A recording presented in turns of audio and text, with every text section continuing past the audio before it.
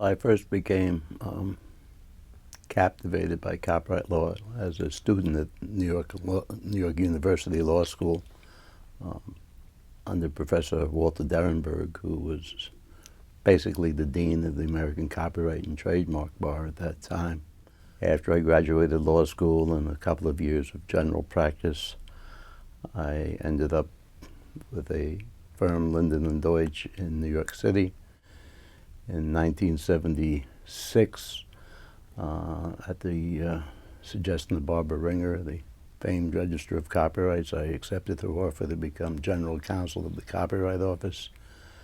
I served there till 1980, then returned to private practice and spent the rest of my career until 2011, when I retired as a partner in Proskauer Rose law firm, dealing almost exclusively with matters of copyright law, copyright litigation, copyright legislation, copyright and new technology. The Congress first appropriated sums for an extensive series of studies of the then 1909 Copyright Act in 1955. And then in 1964, the Copyright Office proposed a draft revision bill. That became the subject of comment, additional reports. In 64 or 65, an actual bill was floated in Congress. Many of the provisions of the 64 bill, in that form or in another form,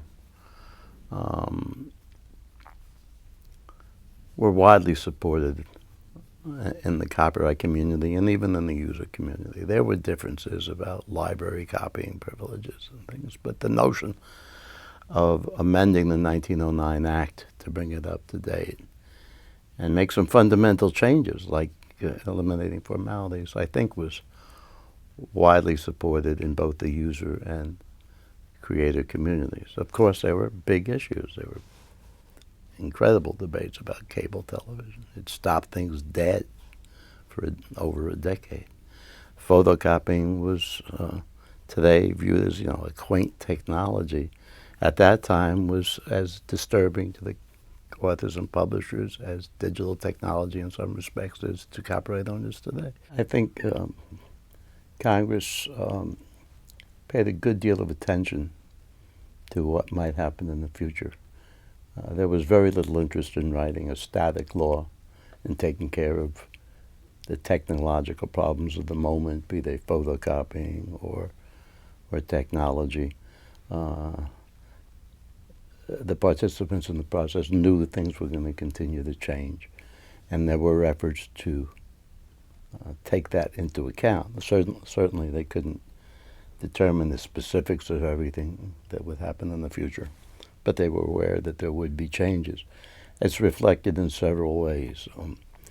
In the text of the Copyright Act itself, things like the definition of copies, the definition of audiovisual works, the limitation on distant transmissions in some of the performance rights limitations, particularly in educational institutions, and other provisions of the Act reflect an awareness of continuing change in technology and its relationship with copyright. I think what's different today is that I'm concerned that the subject matter of the debate is changing. In the past, the discussion has been about copyright revision. How do you adjust copyright protection to meet new circumstances, and what reasonable terms and conditions should be placed on that protection?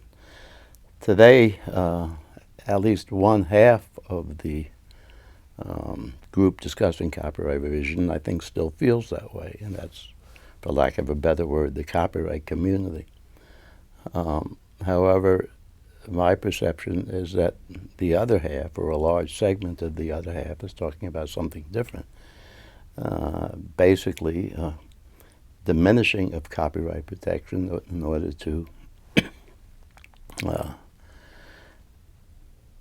facilitate further technological development.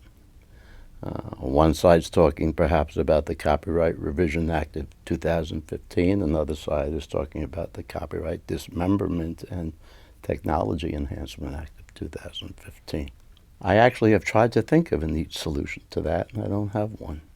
It's something new to my experience in the discussion of copyright revision. As I suggested earlier, I think one solution might be exactly what the Copyright Alliance is doing now, and that is bringing an emphatic focus on the question of creativity. The notion that some in the technology community have that they are the innovators and other interests are minimal is betrayed by facts. Creators, entrepreneurs on the copyright side of the issue have been innovating in the creation and dissemination of copyrighted works for many years. Innovation is a partnership. It's not a one-side activity. So I think the focus on creativity and the effect and the activities of creators in innovation, both creative innovation and technological innovation, is about the only thing I've been able to come up with.